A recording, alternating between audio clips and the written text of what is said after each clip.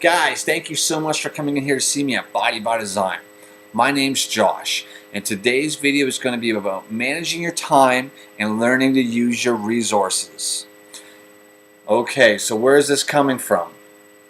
I've been a trainer for a long time, and the two obstacles that come up almost 10 out of 10 times, like 99.9% of the times, these are going to be the two things that are getting aside of people's way from them achieving their goals, whether it be fitness, wellness, or wealth, or just stress reduction, whatever it is you happen to be wanting, okay? Number one is money, okay?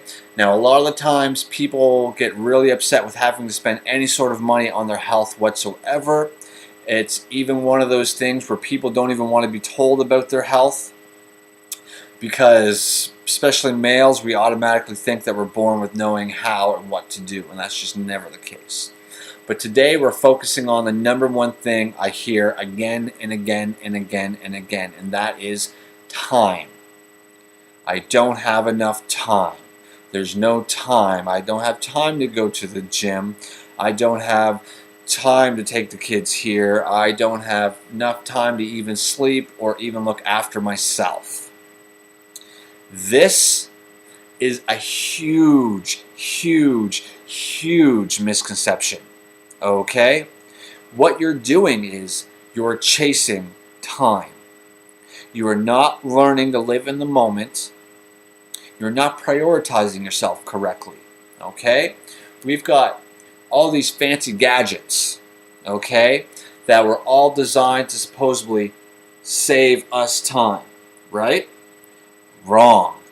In reality, all it's really doing is make time chase us. When I load my phone up, because this is primarily where I book all of my appointments, this thing has more bells and whistles going off all day. It's stressful. It is really stressful. I keep the thing on vibrate so I'm not hearing the dinging and the beeping going on. You know what I mean? It's making time chase you. And now especially to my mothers, okay? I deal with a lot of moms, man, like whether they be single or whether they be married. And a lot of the times us fellas aren't really understanding how much responsibility and what our wives are really trying to do for us. A lot of the time it has to do with lack of communication, men being men, women being women, and, being in, a marriage for 20 years with 2, 3, and 4 kids. Things kind of get lost a little bit along the way. But the number one thing I know about women, and especially moms with 2 and 3 and 4 kids, is that they are as stressed out, full of anxiety and depressed as any high-powered executive or multimillionaire I've ever met. They have just as many responsibilities. They have just as many timelines, important ones. And 99% of the time, these people, these moms, are putting themselves on the last burner. They're taking care of the kids, they're taking care of their husband, they're taking care of the homes, and they're taking care of their jobs. All before they take care of them. Okay? Now, I'm not just saying that the women are. A lot of men do this too. I mean, I was guilty of this for a long time. And what it's coming down to is that you're spending too much time taking care of everything and everyone else and not focusing on yourself. That's the bottom line. The hardest thing I have to do when I meet people for an assessment and after they hire me on is teaching them to put themselves first. And people will go in severe panic when this happens. Like, oh, there's not enough time, and no, I can't do that, and all these things has to come before me. Does that sound familiar? Maybe even personally? I know it was for me, okay? I really do. And as a young man, I was wound tight more than any young 20-year-old should be.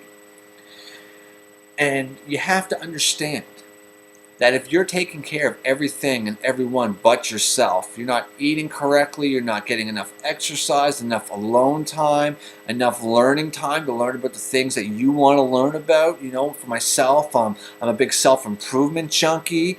I love reading books on religion and stuff, whether it be Jesus or Buddha, whether it be about the Quran or the Holy Bible, you know what I mean? Like, I really like this stuff. I love the lessons that are being taught. I'm by no means religious, but it's where my interest is right now.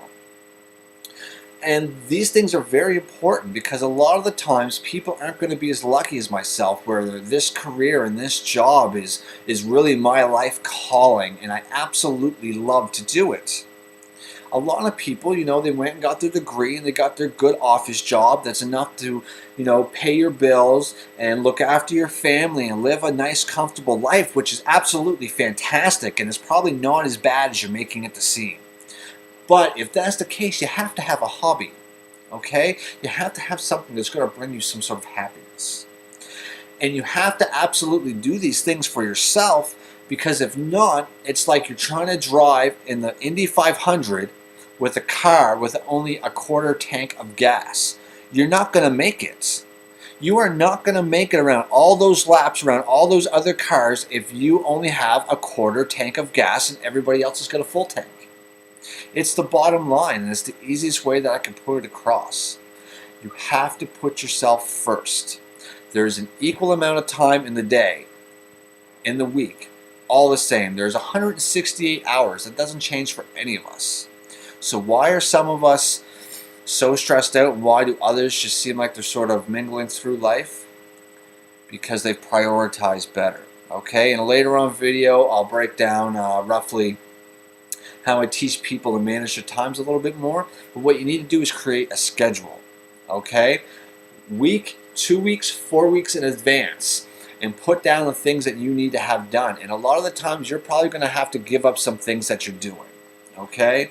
I've got some clients now that are very much involved inside of the community, inside their churches, inside they go do like fundraisers, and they'll go do soup kitchens and things like that, which is really, really productive.